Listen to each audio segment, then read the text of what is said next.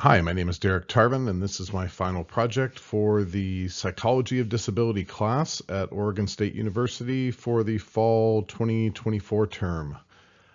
This is a project based on a proposed PAR study, and my area of focus is for airline travel. What potential accommodation changes can improve the accessibility for people with mobility disabilities? And there are a number of things to mention with regards to participatory action research, but the main thing versus more typical research is that PAR looks to include members of the community in which that research is meant to benefit, include them in the process, and include them in prioritizing what impacts are most valued by that community. So for this type of research, my participant or person with a disability, let's call her Susie.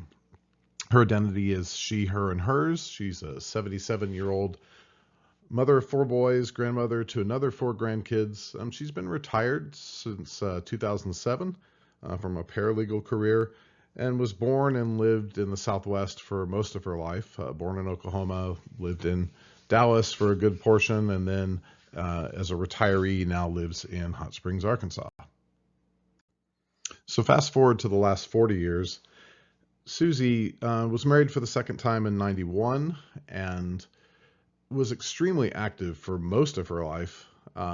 Tennis, bowling, racing in autocross, camping, and after getting married in '91 became an avid golfer, playing many times a week, and then ultimately moving to a retirement community with over a dozen golf courses in Hot Springs, and at the time traveling a fair bit as being part of a Twin This Twin organization, and with her kids being in California and Arizona or Texas, she would do a fair amount of air travel.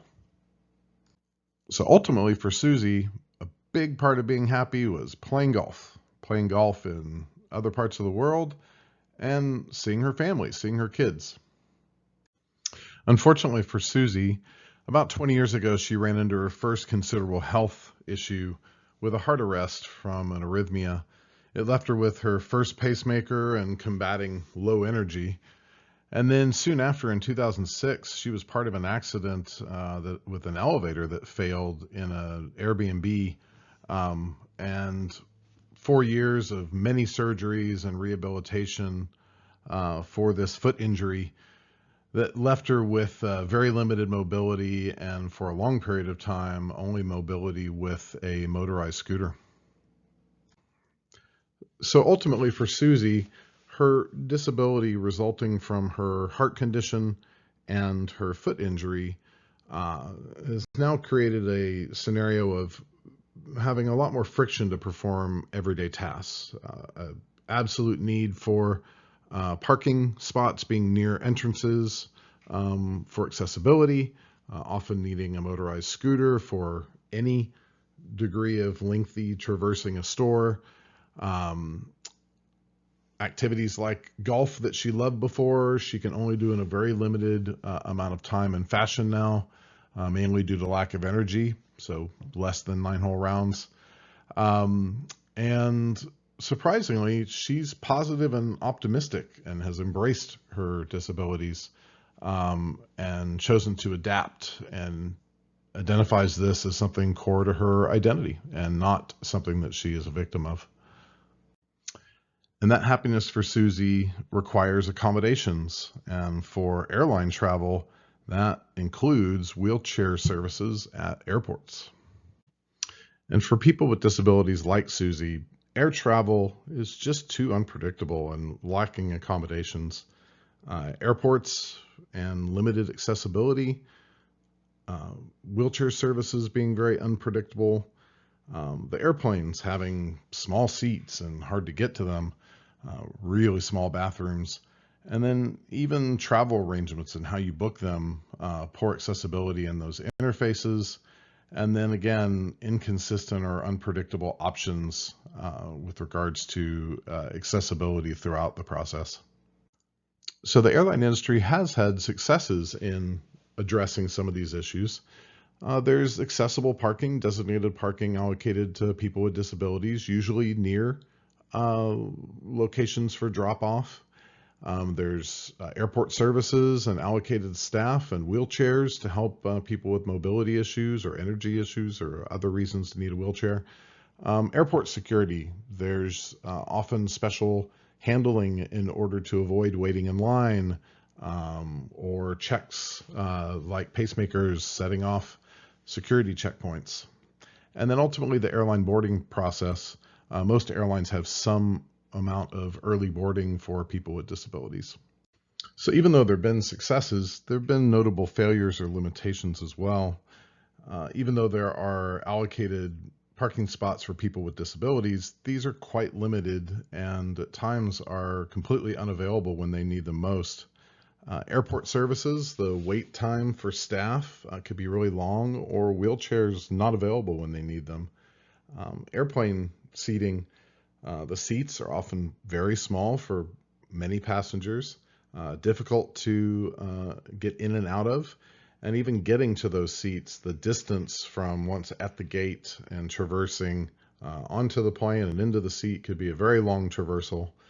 And then those airplane bathrooms are very limited and super tiny and inaccessible. So there's actually been quite a bit of existing research on airline travel and people with disabilities. Most of it's focused around environmental psychology and accessibility for airports and airplanes. And then also a shift in the model and perspective on disabilities to more of a social model and actually providing accommodations for that variety of consumer and not the prior medical model of just disability as something that needs to be fixed. The other few areas that have arose are expectations of facilities and transportation staff, and are they well set up to succeed in providing these sort of accommodations to people with disabilities? Do they even want to? The process, both in booking and experience at the airport, checking in your bag and getting through security and getting onto the plane, and then on the airplane itself, what are the various processes that effectively help or hurt people with disabilities? And then also general state of mind, just the lack of predictability and traveler stress has been part of existing research. So the proposal for this study is to survey people with disabilities to consider and better understand what aspects of air travel and what potential solutions and changes in accommodations and accessibility would help them engage air travel more often with a lot more confidence and possibly affect their overall quality of life. The intent is to target a sample of at least 1,000 people in the US from both major and smaller cities within an hour of a major airport, and to get those participants through soliciting a number of larger PWD organizations to focus on the US first, but to consider a broader scope, but focusing on English-speaking first for phase one. So some survey sample questions would be things like understanding the participants better. What are the categories of their disability? If increased accommodations were made at the airport, would they engage air travel more often? Is engaging air travel important to them at all? What degree of happiness would being able to engage air travel have on them? And then things like, does the unavailability of wheelchairs at an airport negatively affect their attitude on air travel, or does it not really matter? Additional questions could be with regards to long waits to get assistance and that effect on them. Would they be willing to supply extra verification information in order to be in an early boarding group? If an aircraft were adjusted to make accommodations to the seating different from what it is now, what would be most important to them? Special seats, allocation near the front of the plane? If online booking changes were made to increase accessibility, what sort of changes would be most important to them?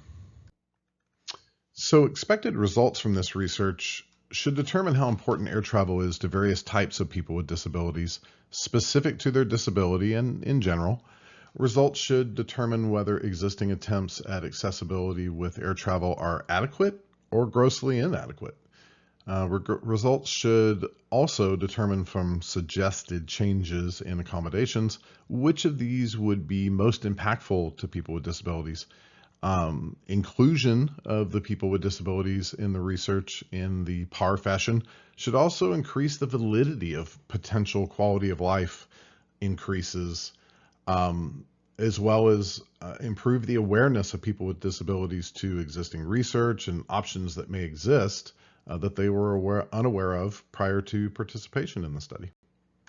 So considerations for future related research to airline travel and people with disabilities could include surveying people at the airport terminals to sample them live or to take contact information and do surveys online after their travel experience. It could also expand on suggested accommodations and effectively do a phase 2 using answers from phase 1 that were open from people with disabilities, and then including those as discrete options in a phase 2. Also considering surveying airport and airline staff, their perspectives on whether or not accessibility and accommodations are adequate for people with disabilities, or even what they've heard from people with disabilities relative to existing or desired accessibility options. Future research can also consider looking at what amount of investment and focus airlines have already publicly shared that they've done for accommodations for people with disabilities. What are in progress? What are perceived challenges? Another option is to consider A/B testing of different accessibility options before proposing them to airlines or airports to have a better idea of what of these really have the impact desired, perceived impact from people with disability communities. And then lastly, increased inclusion, even more engagement from people with disabilities in this PAR model throughout the process, and looking at a more long view of impact on their communities when and if possible. And quite a few resources were involved in generating this study and report. This is page 1 of those, the first 5. And this is page 2 for citations 6 through 10. And a heartfelt thank you for your time considering this proposed study on airline travel and better accommodations for people with disabilities. Have a good holiday, and I hope you had a good term. Bye-bye.